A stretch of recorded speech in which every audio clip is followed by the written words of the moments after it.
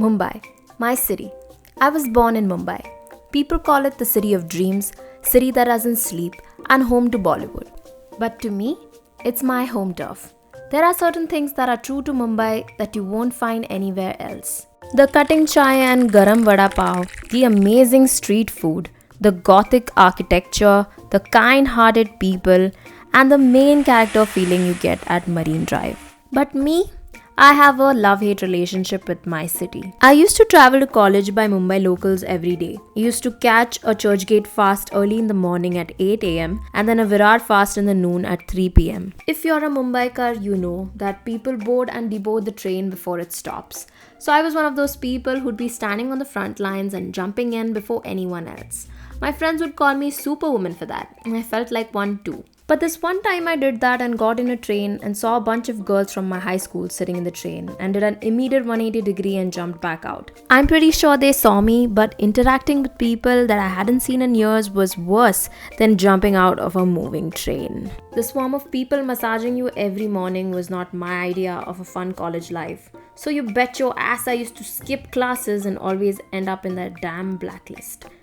Did I mention I was in a girls' college? So I didn't have a lot of motivating factors to go to college every day, if you know what I mean.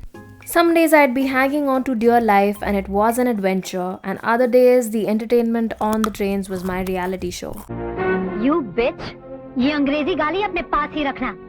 Hindi में एक गाली सुना दी तो सारा खानदान कब्र से बाहर आ जाएगा. माला! चिल्ला मत चुड़ैल, वरना बाल पकड़ के यहाँ से घसीटते हुए ले जाऊंगी.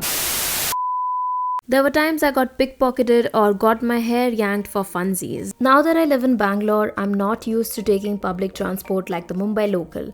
Well, because there isn't any. Also, when I'm home in Mumbai, I always have the AC on, which can't be good for the environment. But now living in Bangalore has been a totally different experience. You know what? Bangalore's alright. But there's some things Bangalore can never have because it can never be Mumbai. Recently though, I got a chance to visit Bangkok. It was such an amazing cultural experience and also my first international trip. I might make a separate video about it if you'd like. When I went sightseeing in Bangkok, I couldn't help but think how similar it was to Mumbai, like a twin.